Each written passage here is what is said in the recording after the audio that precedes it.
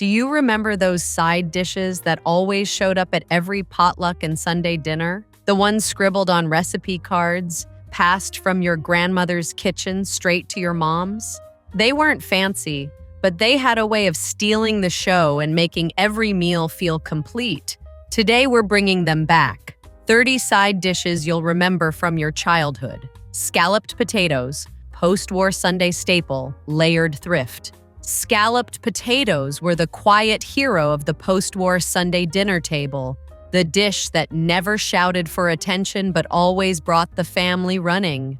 Creamy, cheesy, and oh so delicious. In kitchens still recovering from the rationing years of World War II, this simple casserole represented both thrift and comfort.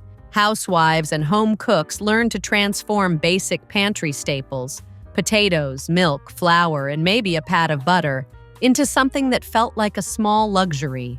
Each layer of thinly sliced potatoes was carefully arranged in a well-greased dish, onions tucked in for extra flavor if the week's budget allowed. A white sauce, whisked smooth on the stovetop, was poured over every layer until the dish promised richness far beyond its humble ingredients. The magic happened in the oven. As it baked, the sauce thickened and seeped into the potatoes, softening them into creamy tenderness while the top browned into a crust that crackled with every serving spoon. The smell alone could pull children from porches and signal to fathers napping in the living room that dinner was nearly ready. For many families, scalloped potatoes weren't just food. They were the aroma of Sunday, the taste of home after church or an afternoon spent visiting relatives. Variations existed everywhere. Some cooks sprinkled breadcrumbs on top, others added leftover ham or a fistful of cheese when payday allowed. Even those additions were treated as special, almost celebratory. But at its heart, scalloped potatoes remained about making much from little, a testament to resourcefulness born of necessity. Today, the dish competes with instant boxed mixes and restaurant sides loaded with bacon and 4 cheeses, yet the original still holds power. One forkful can transport you back to the Formica table, the clink of mismatched silverware, and the scrape of the spoon along the casserole's golden edges. It isn't just potatoes layered in a pan, it's memory itself, baked in cream and shared by generations. Potato salad, mayo or mustard, picnic hero, family recipe rivalries. Potato salad might look like a humble side dish, but in truth, it's a battleground of family loyalties and secret recipes. Every picnic table, church potluck, and backyard barbecue had one, and no two bowls were ever alike. A creamy potato salad, especially one as delicious, healthy. Some families swore by mayonnaise, creamy and rich, chilled overnight for the perfect texture. Others went with mustard, tangy and bright, a bold yellow that stained the spoon and let you know exactly which team you were on. And then there were the wild cards. A splash of pickle juice here, a pinch of paprika there, maybe even hard-boiled eggs chopped so fine they disappeared into the mix. The roots of potato salad stretch far back, adapted from European recipes brought to America and remade with what was affordable. By the 1940s and 50s, it had cemented its place as the dish you could rely on to feed a crowd with pennies. Potatoes were cheap, mayonnaise was shelf-stable in jars, and mustard was practically immortal in the pantry. It was flexible, forgiving, and endlessly customizable, which is why it became such a fixture of family tradition. Making it was half ritual, half improvisation. Potatoes were boiled until tender but not mushy, diced carefully. Too big and it felt lazy, too small and it turned into mush. The dressing came together in the same bowl. Mayonnaise or mustard, sometimes both, stirred with chopped onion, celery for crunch, and whatever spices lived in the cupboard. When it chilled, the flavors melded into something greater than the sum of its parts, ready to sit proudly beside fried chicken, ham, or burgers on a paper plate. Today, fancy versions with truffle oil or aioli make appearances at upscale picnics, but nothing beats the nostalgic bite of the classic. One taste and you're back on a folding lawn chair, sunburned from the day's games, watching adults argue over whose recipe is the right way. In truth, they all were. The best potato salad was always the one made by the hands you loved most.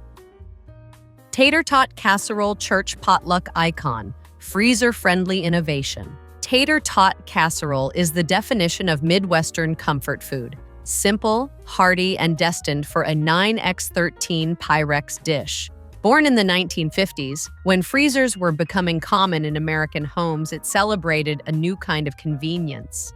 Tater tots themselves were an invention of thrift, created by Ore-Ida to use up leftover potato scraps, and quickly found a second life as the star topping for casseroles that stretched a pound of ground beef into a meal for 6. At church potlucks and school functions, you could spot it from across the room, its golden crown of crisp tots hiding a creamy, savory filling beneath. So this tater tot casserole is a winner for those nights when you need something that everyone loves and something that is quick and easy. The classic version began with browned ground beef, often mixed with onions if the budget allowed. A can of cream of mushroom soup was stirred in, creating that unmistakable velvety base that defined mid-century casseroles.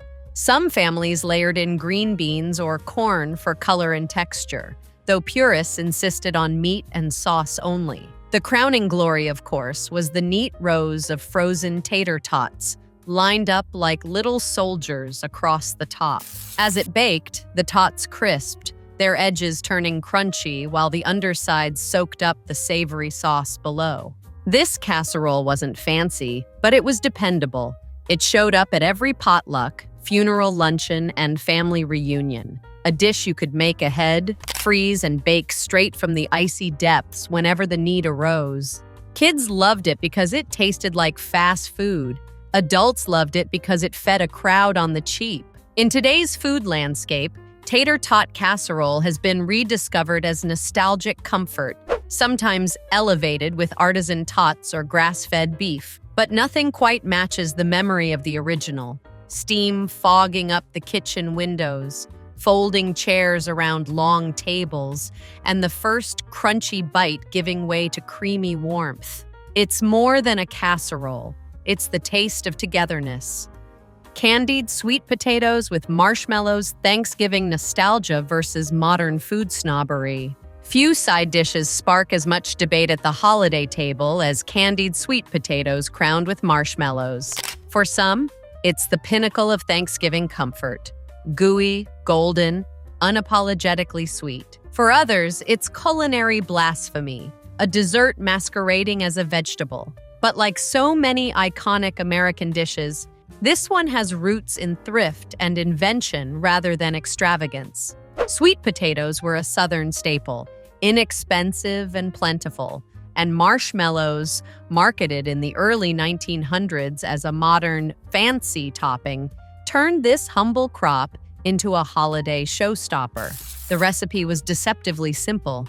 Sweet potatoes boiled or baked until tender, peeled, and sliced into generous chunks. A glaze of brown sugar, butter, and sometimes a drizzle of molasses or maple syrup was poured over them, creating a caramel sauce as it baked. Right before serving, a layer of marshmallows, those perfectly uniform little cylinders straight from the bag, was scattered across the top and toasted under high heat until blistered and golden. The result was sticky, sweet, and impossible to serve neatly, which was part of its charm. During the mid-century, this dish became a fixture on Thanksgiving tables nationwide.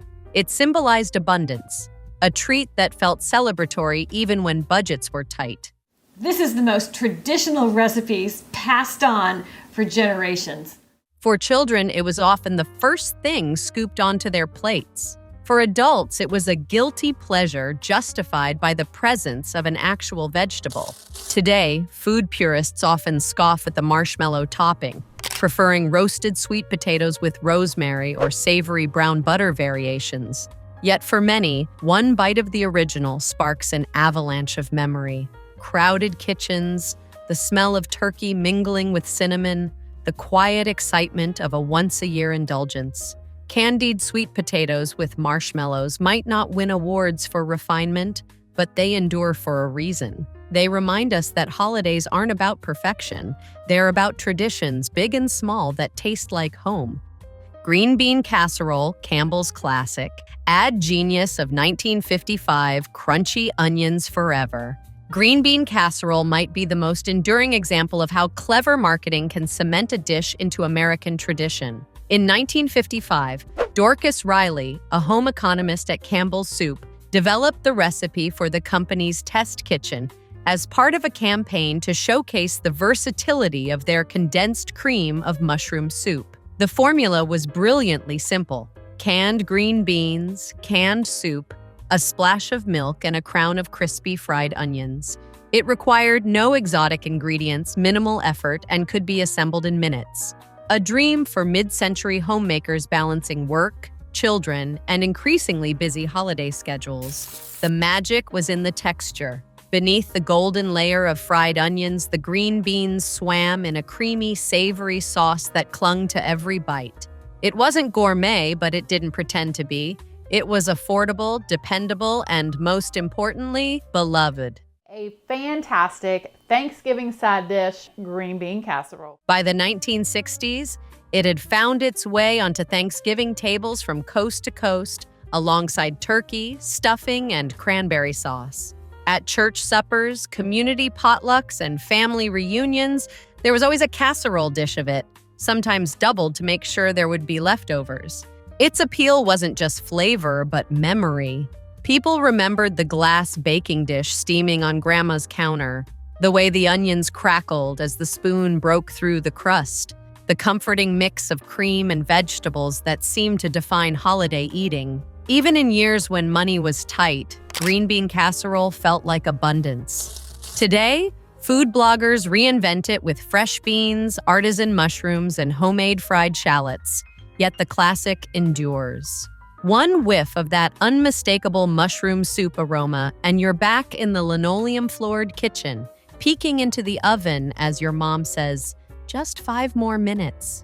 The humble casserole may have started as an ad campaign, but it became something bigger, a symbol of togetherness, nostalgia, and the unshakable power of crunchy onions to make any vegetable a little more magical. Corn pudding, Appalachian roots, humble luxury in lean times.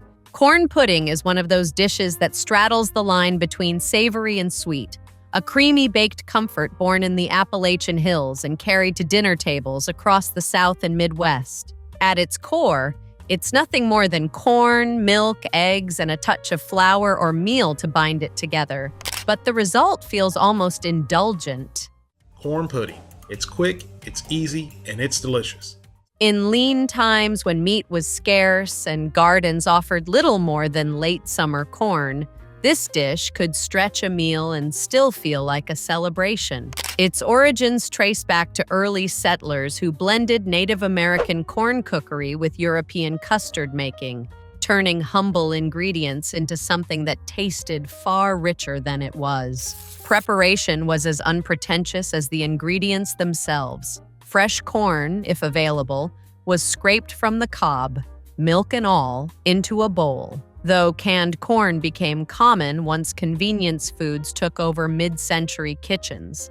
The kernels were mixed with eggs, milk, and a whisper of sugar, sometimes enriched with butter if the family budget allowed. The mixture was poured into a greased baking dish and left to transform slowly in a warm oven, emerging with a golden top and a soft, almost spoon bread texture beneath. Families served corn pudding at Sunday dinners, holiday feasts, and church potlucks, where it sat proudly between ham and green beans. It was a dish that looked plain but disappeared quickly, the kind people piled onto their plates without thinking twice. Children loved its gentle sweetness. Adults appreciated how it stretched what they had on hand.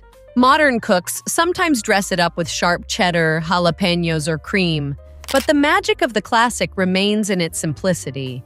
One bite recalls creaky farmhouse tables, enamelware dishes, and the sound of grace being said before supper. Corn pudding isn't just food. It's an edible memory of resourcefulness, proof that even in lean times, people found ways to create warmth and comfort from what grew in their fields. Macaroni and cheese loaf, gelatin mold era, mid-century daring, surprisingly good cold. Few dishes capture the quirky optimism of mid-century cooking quite like the macaroni and cheese loaf. This wasn't your bubbling casserole of elbow noodles and cheddar, but a gelatin-set marvel that turned a familiar comfort food into something sliceable, portable, and undeniably bold. It emerged in the 1950s and 60s, an era fascinated by molded salads and savory aspects, when anything that could be suspended in gelatin was fair game for the dinner table, or the pages of glossy women's magazines promising modernity and flair. The process was equal parts practical and peculiar.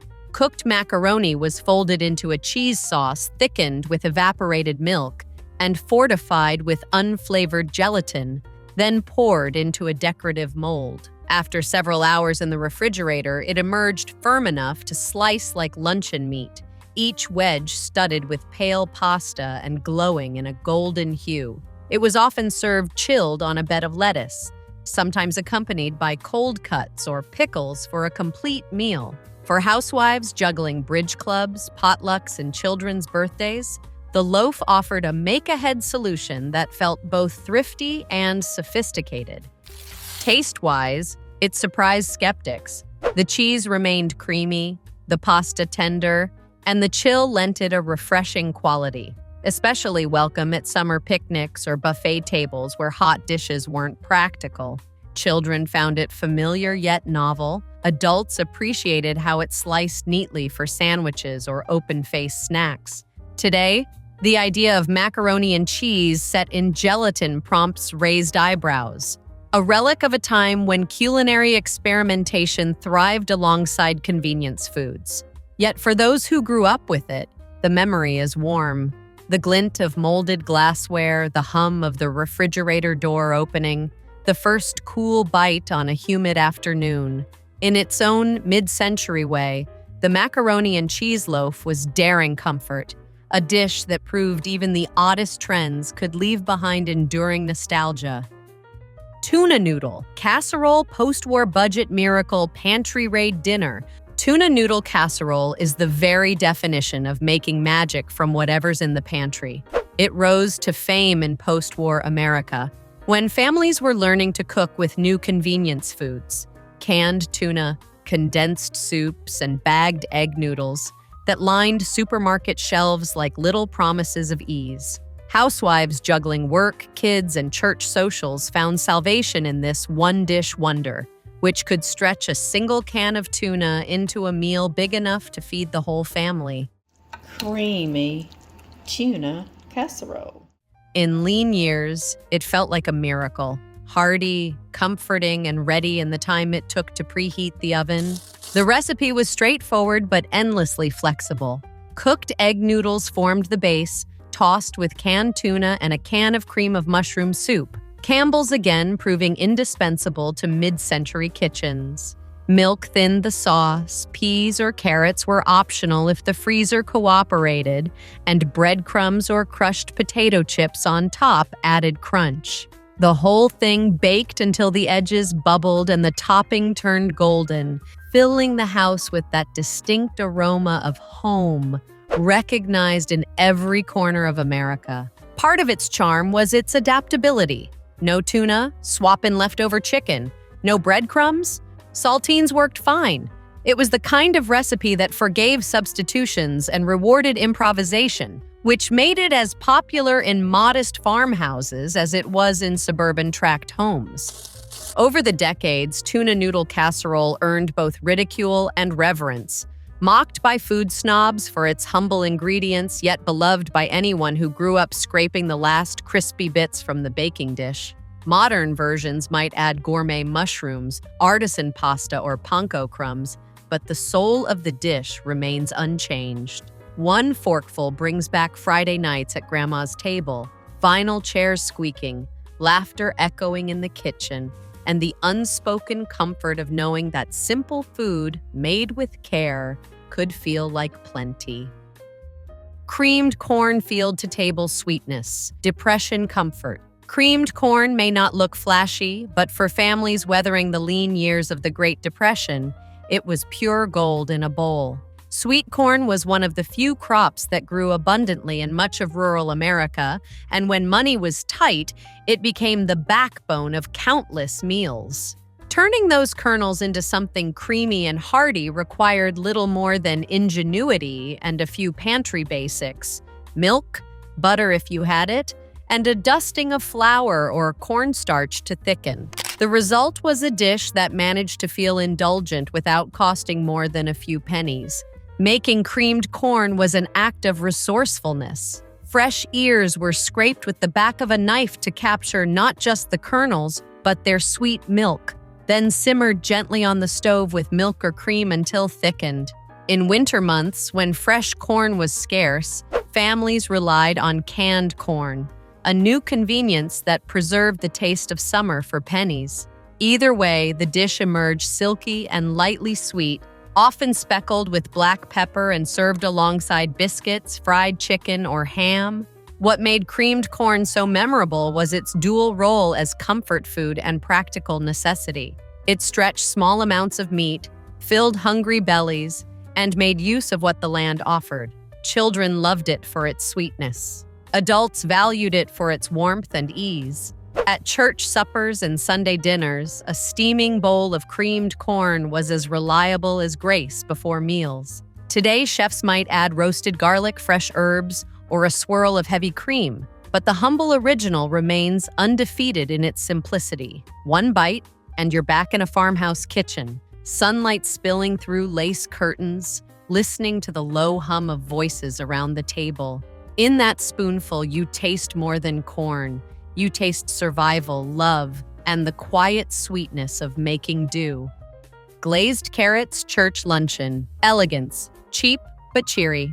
Glazed carrots might not sound thrilling at first mention, yet for decades they were the quiet star of church luncheons, holiday spreads, and Sunday suppers. They were proof that even the simplest vegetable could be dressed up to feel like a treat. In an era when frugality was essential, carrots were a reliable standby, inexpensive, widely available, and able to stay fresh for weeks in the root cellar or refrigerator. Their natural sweetness made them appealing to children, while a glossy glaze of butter and sugar elevated them just enough to pass as something special. The method was wonderfully straightforward. Carrots, sliced into coins or sticks, were simmered until tender and then tossed with a mixture of butter and sugar, or honey or maple syrup if the pantry allowed.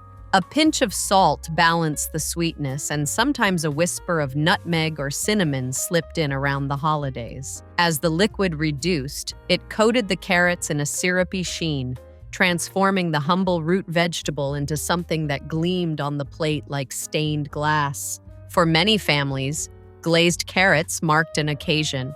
They appeared at potlucks served from enamelware dishes, at Easter dinners beside ham and deviled eggs, and at weddings held in church basements where the menu is simple but heartfelt. The bright color livened otherwise beige plates of casseroles and rolls, and their sweetness made them a rare vegetable that no child had to be bribed to eat. Today, chefs roast carrots with miso or drizzle them with balsamic reductions, but the old-fashioned version remains timeless.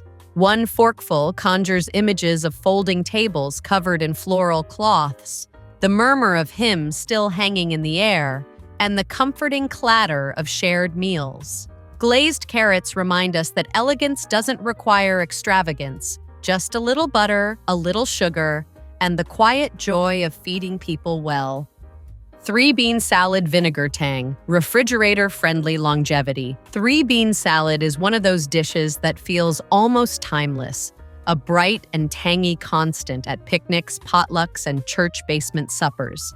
Its genius lies in its simplicity. 3 kinds of beans, typically green, wax, and kidney, tossed in a sweet sour vinaigrette that somehow tastes better with every passing hour. At a time when refrigeration was limited and mayonnaise-based salads spoiled too quickly in the summer heat, This vinegar-dressed alternative was a revelation. It could sit out on a buffet table for hours without worry and, if anything, seemed to improve as the flavors mingled. The recipe took off during the 1940s and 50s, when canned goods were both a necessity and a convenience. Green beans and wax beans often came from jars or cans, while kidney beans provided a hearty pop of color. The dressing was straightforward: vinegar, oil, sugar, and a pinch of salt and pepper. Sometimes sliced onions or pimentos were added for extra bite, but the core never changed. It was sweet, it was tangy, and it was cheap. A triple win for families feeding crowds on modest budgets. Preparation required no stove, no oven, just a big bowl and a wooden spoon.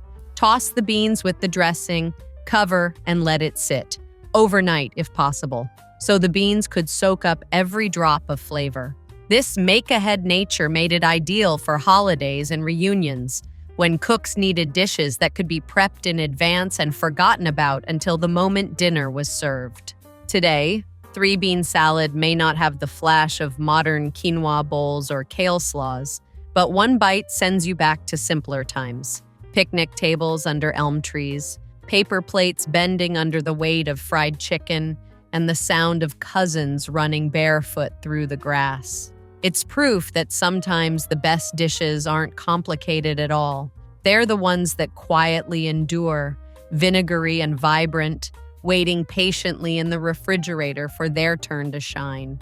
Stewed tomatoes and rice. Amish frugality meets Southern comfort. Stewed tomatoes and rice is one of those quiet dishes that rarely steals the spotlight yet lingers in memory long after the meal. Its origins are a fascinating crossroads of frugality and comfort, beloved in Amish farm kitchens for its simplicity, and equally cherished in Southern homes where tomatoes were plentiful and rice stretched every meal. This dish thrived in gardens and pantries, requiring little more than fresh or canned tomatoes, a handful of rice, and a few pantry seasonings to transform into something surprisingly satisfying. The process was humble but deliberate. Tomatoes were peeled and stewed down slowly, coaxing out their natural sweetness until they thickened into a loose sauce. A bit of butter or lard added richness when available, while onions, sugar, or even a pinch of clove gave depth. Cooked rice, plain and inexpensive, was folded in toward the end, soaking up the tomato broth and swelling with flavor. The result was a dish that could be served as a side or, when meat was scarce, as the main course with nothing more than cornbread or biscuits alongside it. For Amish families, this was a staple at harvest time when tomatoes overflowed from the garden and preservation was essential. In the South, it showed up on weekday tables, ladled beside fried chicken or pork chops, offering a bright counterpoint to richer fare. Children loved its gentle sweetness. Adults appreciated how it stretched the pantry during lean weeks. It was equally welcome hot in winter or at room temperature during sweltering summer suppers. Today, stewed tomatoes and rice rarely makes an appearance outside of heirloom cookbooks or family reunions, overshadowed by flashier casseroles and trendy grain bowls. Yet one spoonful can transport you instantly. Enamel pots simmering on wood stoves, the scent of tomatoes mingling with butter, and the sound of quiet gratitude around a crowded table. It remains a dish that proves good food doesn't need extravagance, just a ripe tomato, a scoop of rice, and a little patience. Pea salad with cheddar cubes, the overlooked potluck star. Pea salad with cheddar cubes is one of those dishes that rarely makes headlines, yet always finds its way onto the potluck table, quietly outshining fancier fare.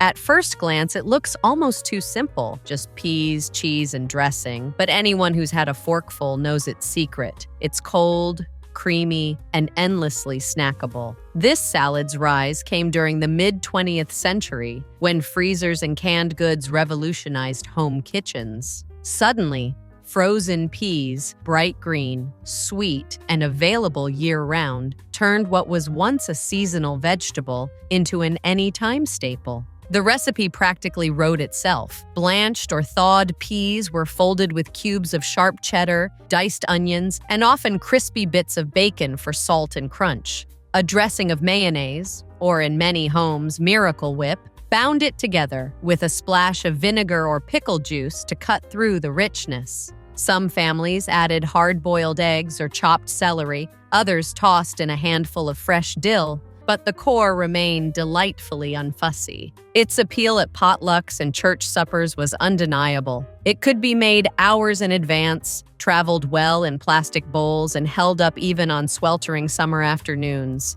Kids loved it for the peas and cheese. Adults appreciated its balance of sweet, savory, and creamy. And while it was rarely the showpiece dish, never sculpted into molds or crowned with marshmallows, it earned quiet loyalty from those who returned for second helpings long after the deviled eggs were gone. Today, pea salad feels like a culinary time capsule, a nod to backyard barbecues and family reunions where paper plates bent under the weight of fried chicken and baked beans. Modern variations might swap Greek yogurt for mayo or add fancy cheeses, but the spirit of the dish remains the same. One bite and you're back under a shade tree, cicadas buzzing, plastic cups sweating in the heat while cousins race barefoot through the grass. Pea salad, in all its humble glory, reminds us that potluck stars don't have to sparkle. They just have to taste like home. Hot German potato salad, tangy bacon dressing, hearty and bold. Hot German potato salad is the kind of dish that greets you with a plume of steam and the unmistakable scent of sizzling bacon. Unlike its creamy American cousin, this salad skips the mayonnaise entirely, opting instead for a tangy, vinegar-based dressing that soaks into tender potatoes while they're still warm. Its roots trace back to German immigrants who brought their hearty, pork-infused cooking traditions to the Midwest in the 19th century, blending old-world flavors with new-world abundance. By the mid-20th century, it had become a staple at family reunions, Oktoberfests, and Sunday dinners where meat and potatoes ruled the table. The preparation is rustic yet deliberate. Thick sliced bacon is fried until crisp, and its rendered fat becomes the base for the dressing, an alchemy of vinegar, sugar, and mustard that strikes a perfect sweet-sour balance. Warm, freshly boiled potatoes are sliced and tossed directly into this dressing, their edges absorbing every drop of flavor. Chopped onions often join the mix, softening in the residual heat and adding just enough bite to cut through the richness. Served hot, the salad feels both indulgent and invigorating, a side dish that could almost pass for a meal. Part of its appeal is its versatility. It pairs as easily with grilled sausages as it does with roast chicken or ham, and it's hearty enough to stand alone beside a hunk of crusty bread. In leaner times, this salad stretched a small amount of meat, just a few strips of bacon, into something that fed an entire family, proving that thrift and flavor could coexist beautifully. Today, hot German potato salad remains a favorite at cookouts and heritage festivals, though it often shares the table with mayonnaise-laden versions. Still, one bite of its warm tanginess and smoky depth instantly explains its staying power. It's comfort food with a bold streak, the kind of dish that invites second helpings and lingers in memory long after the plates are cleared. Frog eye salad, acini di pepe plus Cool Whip, sweet pasta weirdness, loved by kids. Frog eye salad might be one of the most whimsically named dishes to emerge from mid-century America, and no, there are no actual amphibians involved. The frog eyes are tiny acini di pepe pasta, round pearl-sized shapes that once cooked resemble little beads suspended in a creamy, fruit-studded cloud. Born from the same era that gave us Jell-O molds and marshmallow-laden ambrosias, this dish straddles the line between salad and dessert, baffling outsiders while delighting generations of kids who grew up with it at every church potluck and family reunion. The recipe is as curious as it is comforting. The pasta is cooked and cooled, then folded into a mixture of Cool Whip or whipped topping, crushed pineapple, mandarin oranges, mini marshmallows, and sometimes coconut. A custard made from pineapple juice, sugar, and egg yolks binds everything together, transforming the dish into something luxuriously creamy yet light. It's a collision of textures: soft pasta, juicy fruit, and fluffy whipped topping that somehow works far better than logic would suggest. Frog eye salad thrived in the 1960s and 70s, an era when novelty was prized and convenience reigned supreme. It could be made ahead, traveled well in Tupperware, and fed a crowd for pennies. Parents loved its thrift and ease. Kids loved its sweetness and fun name, which made them giggle around picnic tables. It was the kind of dish that felt celebratory even on ordinary days, proof that joy could be spooned straight from the refrigerator. Today, frog eye salad has become a nostalgic curiosity, surfacing mostly in vintage cookbooks and regional potlucks across the Midwest and Mountain West. Food purists might scoff, but those who grew up with it understand. One bite brings back summer evenings, barefoot cousins racing through sprinklers, and folding tables sagging under the weight of casseroles and pies. Frog eye salad isn't just sweet pasta weirdness, it's edible childhood. Pineapple casserole, sweet, savory Southern church supper marvel. Pineapple casserole is one of those dishes that makes newcomers pause and longtime Southerners smile knowingly. Sweet canned pineapple mingled with sharp cheddar cheese, topped with buttery cracker crumbs. It sounds improbable, even rebellious. Yet on Southern church supper tables, it was a guaranteed favorite. This casserole belongs to a class of mid-century dishes that defied neat categories. Was it a side? A dessert? Something in between? The answer was always yes, and that was part of its charm. The recipe came together with pantry staples: crushed pineapple, a handful of shredded cheddar, a bit of sugar to heighten the fruit's sweetness, and buttery Ritz or saltine crumbs for a crisp topping. It was stirred together in minutes and baked until bubbling, the cheese melting into the pineapple to create a sauce equal parts savory and candy sweet. That contrast was the magic. Against ham, it was perfect. Beside fried chicken, irresistible. Families loved how it cut through salty main courses while still feeling indulgent in its own right. Southern cooks leaned on pineapple casserole for potlucks and holiday spreads because it traveled well and pleased crowds. It was inexpensive yet celebratory, a recipe handed down in church cookbooks and passed from neighbor to neighbor on index cards smudged with butter.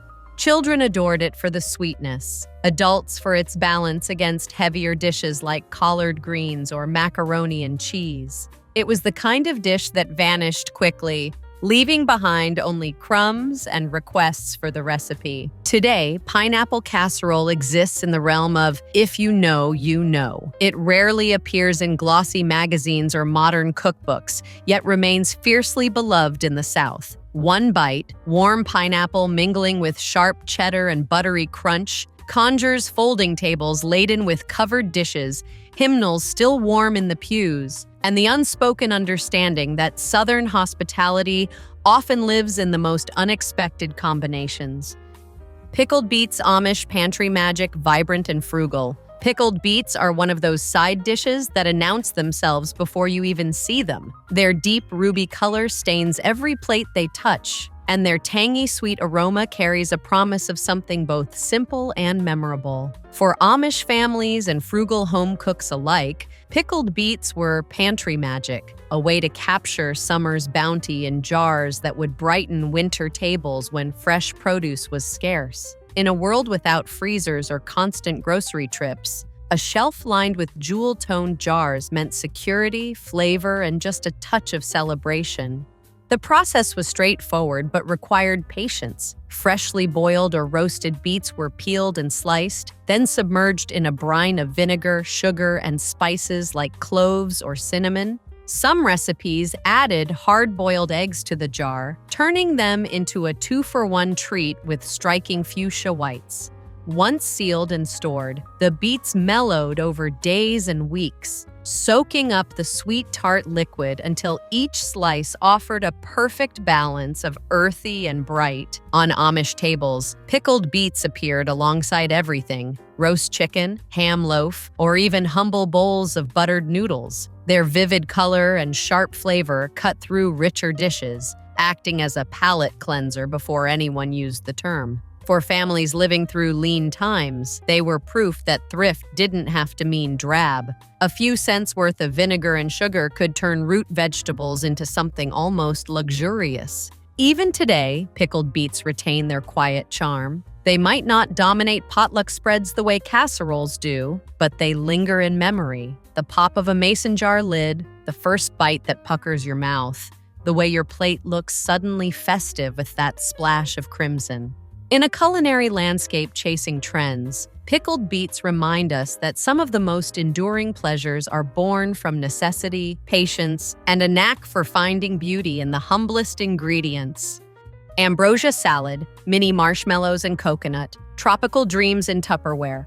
Ambrosia salad is the unapologetically sweet salad that defies every modern expectation of the word. Born in the late 19th century, but reaching peak popularity in the mid-20th, it promised a taste of the tropics at a time when canned pineapple and mandarin oranges were as exotic as it got for most American families. By the 1950s and 60s, ambrosia had found its true calling, a pastel-hued staple of holiday buffets, potlucks, and church suppers, carried in brightly colored Tupperware bowls that doubled as serving dishes in storage. The recipe itself was wonderfully improbable. Canned fruit, pineapple chunks, orange segments, sometimes maraschino cherries for that shocking pop of red, was folded together with shredded coconut and miniature marshmallows. The dressing varied by household. Some swore by whipped cream, others swore by sour cream or even Miracle Whip for a tangy twist. Overnight, the marshmallows softened into the creamy base, transforming the mixture into a pillowy, candy-like cloud. It was technically a side dish, yet everyone knew it was dessert in disguise.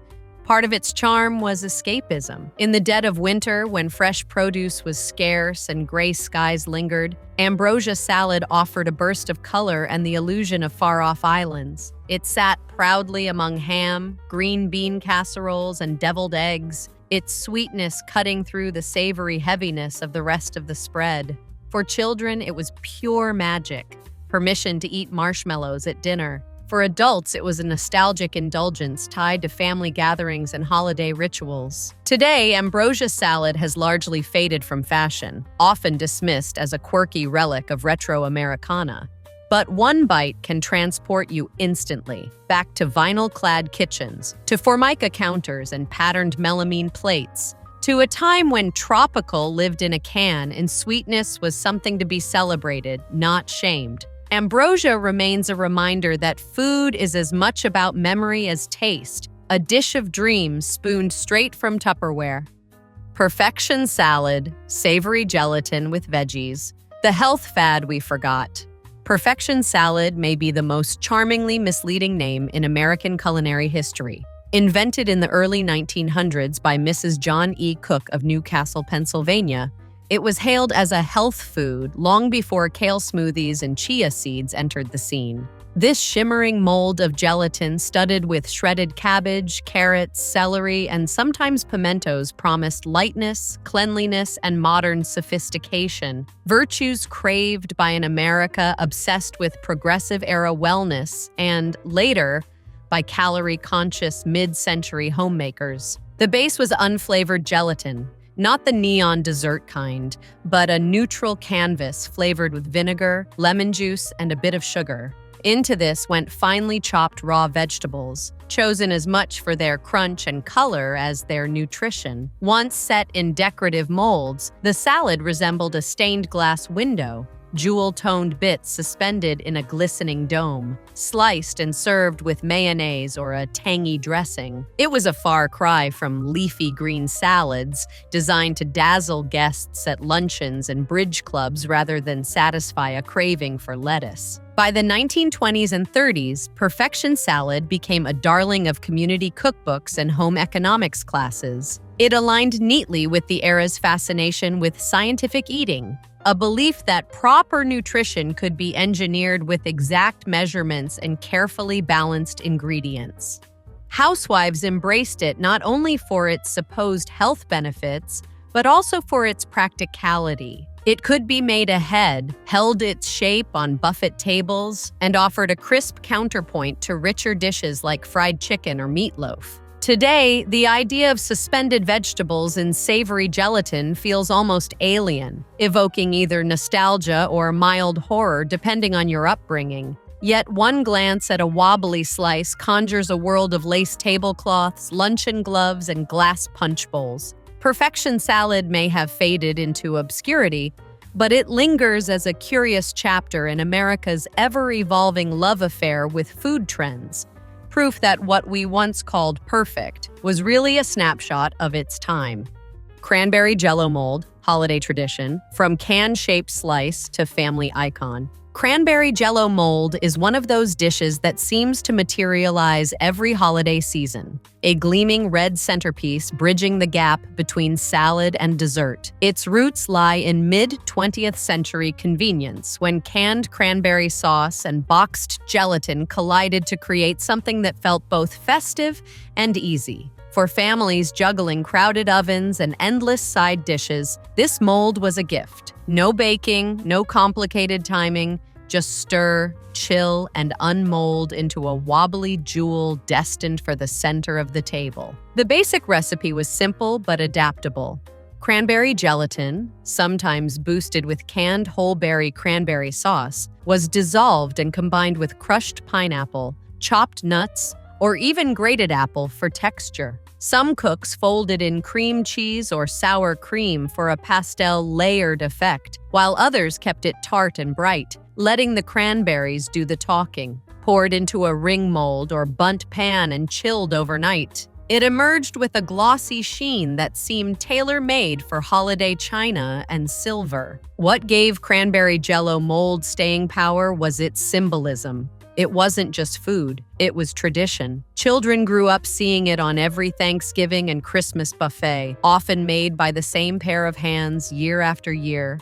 The unmolding was a tiny ceremony, breath held as the mold released with a soft plop, applause when it landed intact. Even the canned ridges, when served straight from the tin in leaner households, carried their own charm. A humble, no-fuss version that still felt like celebration. Today, cranberry molds straddle the line between kitsch and comfort. Food snobs might scoff, but one bite, sweet, tangy, cool, pulls you straight back to folding tables draped in autumn leaves, the murmur of family chatter, and the smell of turkey in the air. It's proof that some holiday icons endure not because they're perfect, but because they remind us of home. Bread and butter pickles. Great Depression ingenuity turned sandwich staple. Bread and butter pickles are the kind of food that quietly bridge generations. Their name alone feels like comfort, humble, unfussy, and a little sweet. These pickles were born out of necessity during the Great Depression, when home gardeners found themselves with more cucumbers than they could eat fresh and far fewer resources for elaborate preservation. The solution was simple brilliance. Slice the cucumbers thin, bathe them in a brine of vinegar, sugar, mustard seeds, and turmeric, and stash them away in mason jars to brighten the bleak winter months.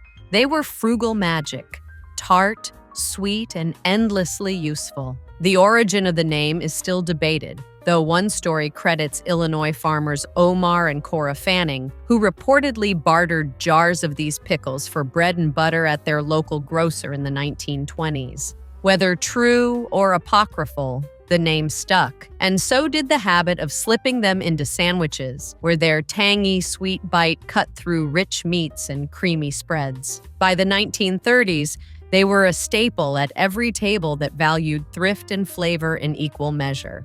Making bread and butter pickles required little more than a big pot and patience. Cucumbers were salted to draw out moisture, rinsed, and simmered briefly in spiced vinegar syrup before being sealed away. Their sunny yellow brine, thanks to turmeric, made them as cheerful to look at as they were to eat. Best of all, they kept for months, an edible insurance policy in uncertain times. Today, bread and butter pickles are often overshadowed by trendy fermented dills or artisanal pickled vegetables, but their legacy endures. One bite on a burger or tucked into a grilled cheese sandwich is enough to understand why they've lasted nearly a century. They taste like thrift turned into luxury, like hard times made bearable through ingenuity.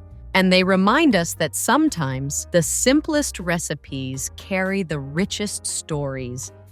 Coleslaw, vinegar versus creamy, picnic essential, regional rivalries. Coleslaw is one of those side dishes that seems almost invisible until it isn't. Until you realize no picnic, barbecue, or fried chicken dinner feels complete without it. At its core, it's shredded cabbage tossed in a dressing. But that's where the simplicity ends and the rivalries begin. For more than a century, American families have been divided into two camps, the creamy loyalists and the vinegar purists. Each side swears their version is superior, and neither is entirely wrong. The creamy version, often bound with mayonnaise or Miracle Whip, rose to prominence in the mid-20th century as convenience foods took over suburban kitchens. It's rich, mild, and slightly sweet, pairing perfectly with smoky barbecue or crispy fried catfish. The vinegar style, older and sharper, traces back to German and Southern traditions where cabbage was tossed with hot vinegar, sugar, and spices. That tangy bite cuts through heavy meats and fried foods like a refreshing palate cleanser. Both styles use humble ingredients: cabbage, carrots, onions, and both stretch easily to feed a crowd, which made them staples at reunions, potlucks, and roadside diners. Preparation was never fussy, just a knife or box grater, a big bowl, and whatever dressing you favored. The salad held up beautifully in heat, traveling in coolers to church picnics or waiting patiently on red checkered tables at county fairs. Leftovers were even better, the cabbage softening overnight as the flavors melded. Today, coleslaw remains a quiet icon of American comfort food. It's just as likely to appear piled on pulled pork sandwiches as it is alongside hot dogs at backyard cookouts. Food trends may come and go, but few things cut through summer heat or grease with such simple brilliance. One bite, whether creamy or vinegary, evokes folding chairs in the grass, condensation on mason jars of sweet tea, and the joyful chaos of family gathered around picnic tables. Deviled eggs pre-Instagram finger food, passed plate to plate.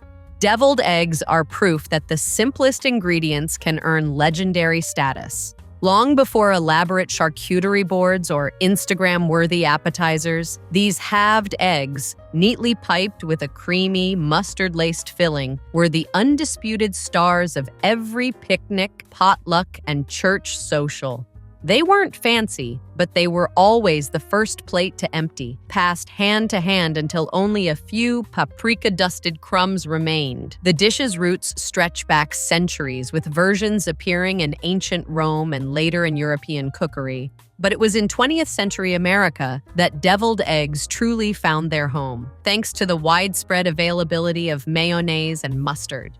The name deviled simply referred to the zippy spices, paprika, cayenne, mustard, that gave the filling its gentle kick. For thrifty home cooks, they were a gift, turning humble, hard-boiled eggs into something celebratory without requiring extra meat or costly ingredients. Making them was an unspoken ritual, Eggs were boiled and carefully peeled, their whites halved and set aside like little boats. The yolks were mashed with mayonnaise, mustard, vinegar, and a pinch of seasoning, sometimes sweet pickle relish for a southern touch, sometimes nothing more than salt and pepper. The mixture was spooned or piped back into the whites, then crowned with a dusting of paprika that felt obligatory and comforting in equal measure. Deviled eggs were versatile by design. They appeared at Easter buffets, summer barbecues, and even holiday cocktail parties, equally at home beside baked hams or trays of Jell-O molds. Everyone's family swore their version was best, and every version tasted like home.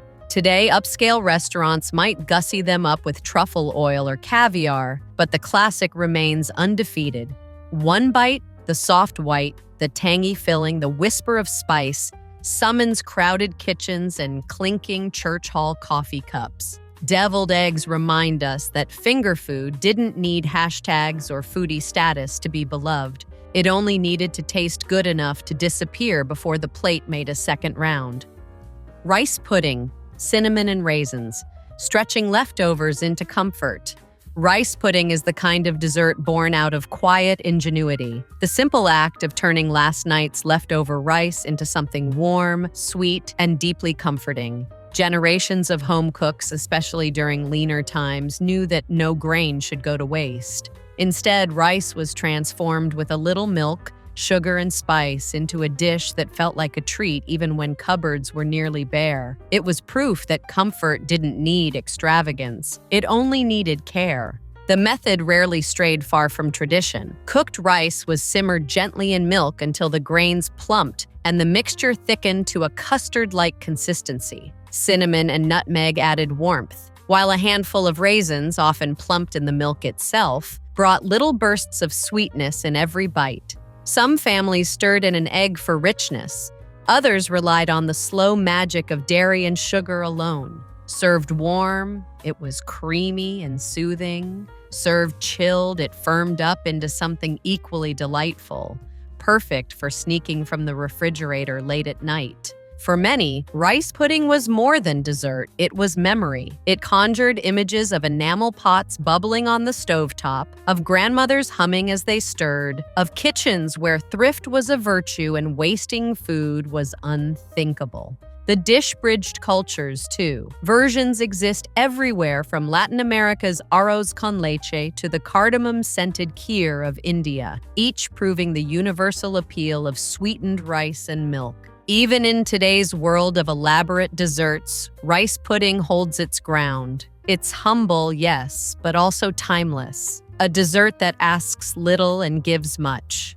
One spoonful carries you back to childhood kitchens, where the scent of cinnamon in the air meant something good was coming. In that way, rice pudding remains what it has always been, a quiet celebration of making do and finding comfort in the simplest of things. Bread pudding with hard sauce, frugal alchemy, holiday-worthy treat. Bread pudding with hard sauce is a dessert that proves the best recipes often begin with scraps. Born from the frugality of households that refuse to waste even a stale crust, it transforms day-old bread into something rich and celebratory, especially when crowned with a boozy, buttery hard sauce. For generations of families, this dish bridged the gap between everyday thrift and holiday indulgence, a testament to the quiet magic of home kitchens. The method is as humble as its origins. Cubes of leftover bread, white sandwich loaves, dinner rolls, or whatever lingered in the bread box are soaked in a custard of milk, eggs, sugar, and warm spices like cinnamon or nutmeg. Sometimes raisins or chopped apples were added for sweetness, especially if they were on hand and needed using up. The mixture is baked until the edges turn golden and crisp, while the inside remains soft and custardy, a contrast that feels luxurious despite the humble ingredients. The hard sauce is what elevates it into something truly memorable. Made from butter, powdered sugar, and the splash of rum, brandy, or whiskey, it's beaten until creamy and dolloped over warm slices of pudding, where it melts into a sweet, boozy glaze. For families who abstained, a vanilla or lemon version stood in just as well. Either way, The sauce was the crown jewel, transforming what could have been dismissed as peasant food into a holiday-worthy treat. Bread pudding found its place on countless tables, from Sunday dinners to Christmas feasts, because it embodied resourcefulness and generosity. It fed large families without straining the budget and turned simple ingredients into something people looked forward to year after year. Today, even with artisanal breads and gourmet riffs, the soul of the dish remains unchanged. One bite, the custard-soaked crumb, the hit of spice, the melting ribbon of sauce, instantly recalls kitchens warmed by the oven, laughter around crowded tables, and the quiet triumph of making something unforgettable from almost nothing. Lime Jell-O with cottage cheese mid-century color obsession. Lime Jell-O with cottage cheese is perhaps the most polarizing relic of mid-century American cooking, a dish equal parts charming and bewildering. In the 1950s and 60s, when gelatin molds reigned supreme, this bright green creation was a centerpiece at potlucks, baby showers, and holiday buffets. It embodied an era obsessed with color and novelty, when culinary creativity was measured not by flavor complexity, but by how eye-catching a dish looked on the table. And nothing caught the eye quite like a shimmering lime mold flecked with snowy curds of cottage cheese.